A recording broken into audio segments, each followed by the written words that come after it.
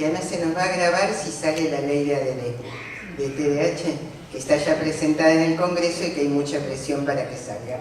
Se nos va a grabar porque a partir de la ley de TEA se abrió todo un panorama de leyes por patología en donde de repente la cantidad de niñitos que aparecen diagnosticados como TEA es monstruosa. Todos los chicos chiquitos han pasado a ser TEA. Cuando son más grandes son todos ADD o disléxicos. TEA lo que quiere decir. TEA es trastorno del espectro autista. Con lo cual lo que se produce allí es un problema gravísimo. Yo creo que estamos autistizando, chicos. Porque todo el mundo los empieza a mirar distinto. O sea, suponer que alguien no va a cambiar, que va a ser así toda su vida, es algo que le ponemos los adultos. Y ahí sí, en realidad podemos eternizar funcionamientos que son funcionamientos transitorios. Y esto es un problema muy serio que tenemos. En este momento está muy agravado esto por toda la mirada social. Pero lo que aparece es como si estos chicos tuvieran un techo, es decir, como si estos chicos fueran discapacitados o tuvieran una patología que es patología de por vida. En la medida en que se atribuyen a cuestiones orgánicas, muchas veces genéticas y neurológicas, dificultades de los primeros tiempos de la vida, esto lleva a que finalmente se suponga que todo lo que le pasa a ese chico tiene que ver con ese rótulo que le han puesto. El problema es discapacitar chicos y negarles un futuro diferente. O sea, si uno no supone que todos nos hemos armado en una historia, también en una historia escolar. Hay veces que hay chicos que llegan con muy malas experiencias previas. Me parece que esto es un tema complejo, difícil, porque en lugar de tomar en cuenta la historia y en lugar de tomar en cuenta que todo niño está en proceso de constitución psíquica y que por ende todo niño puede ir modificando sus funcionamientos y que todo niño tiene que tener puertas abiertas para poder crecer, lo que se supone, aquello que se termina planteando, es que un niño nace de determinada manera y entonces todo lo que hay que hacer es adaptarlo, adecuarlo, etc. Casi como si tuviéramos una idea de niños máquinas. En realidad implica una idea de ser humano máquina.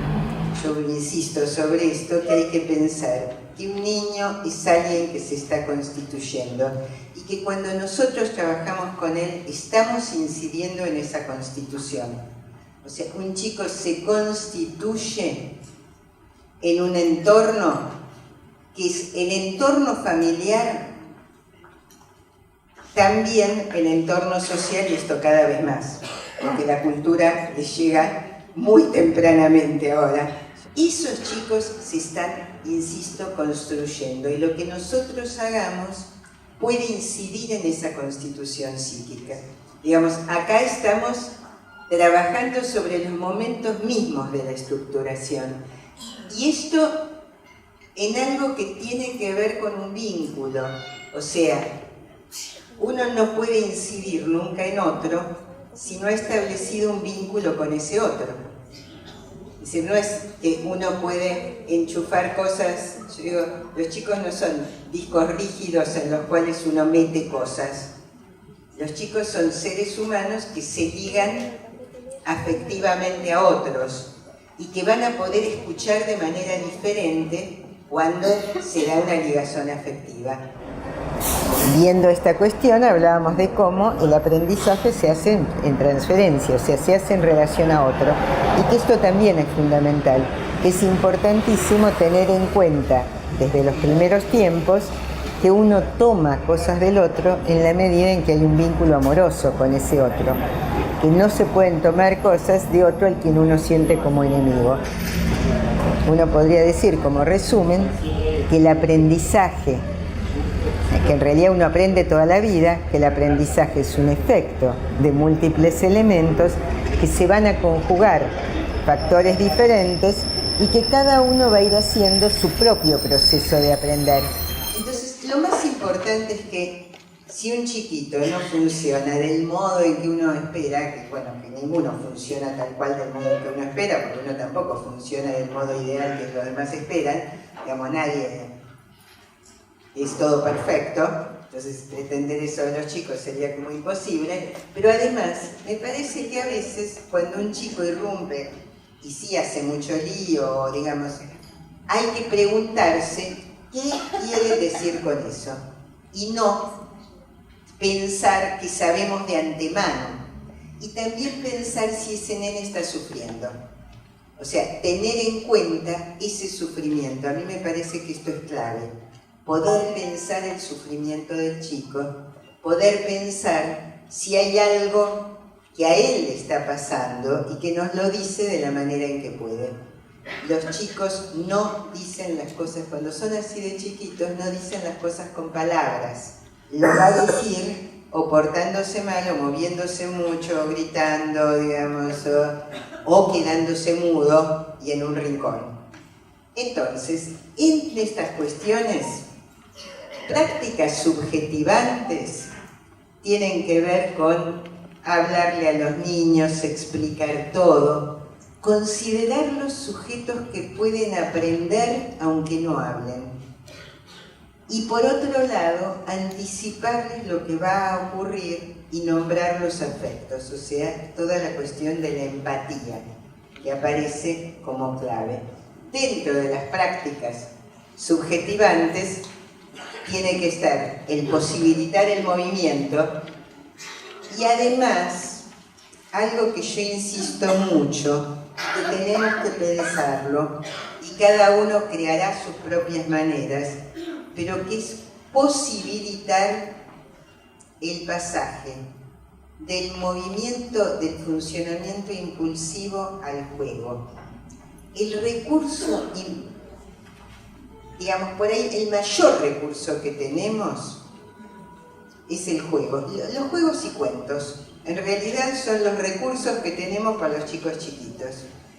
Y también hablamos de cómo armar pensamiento. Es decir, cómo es fundamental que los adultos transmitamos ciertas posibilidades de pensamiento, pero para eso tenemos que posibilitarles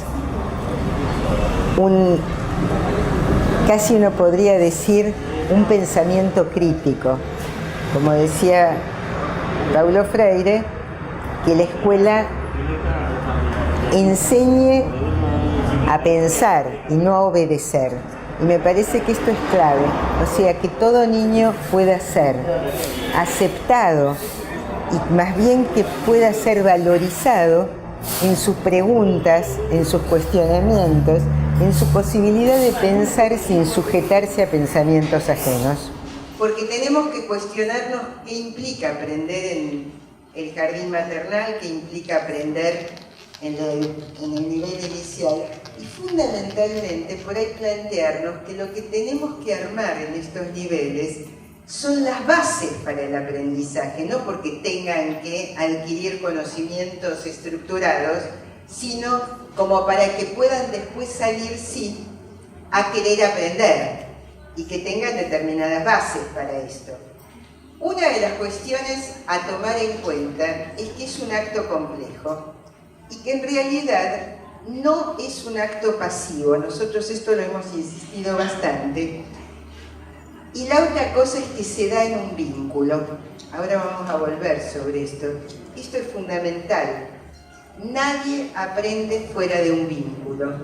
Y por otro lado, hay que ver qué valor se le da en cada familia y en cada grupo social al tema de determinados aprendizajes, porque eso también va a incidir en qué es lo que cada uno aprende, hacia dónde, digamos, puede dirigir ese querer saber. La otra cuestión que aparece como clave en todo esto es cómo pensamos el aprendizaje. Si el aprendizaje lo pensamos como algo complejo, como un resultado complejo de múltiples cuestiones, si lo pensamos como aquello que nos posibilita, o mejor dicho, que es un efecto de muchos elementos en los cuales están las determinaciones individuales, familiares, sociales, la historia de aprendizajes que tenga ese chico, porque uno aprende desde que nace. En ese sentido, el jardín maternal y los lugares, las escuelas de nivel inicial son fundamentales para tejer el armado, para posibilitar que un niño pueda aprender, digamos, en la escuela primaria, en la secundaria, más adelante. Y para esto lo fundamental es que ame saber, o sea, que quiera aprender, que el deseo de aprender sea lo que lo rija.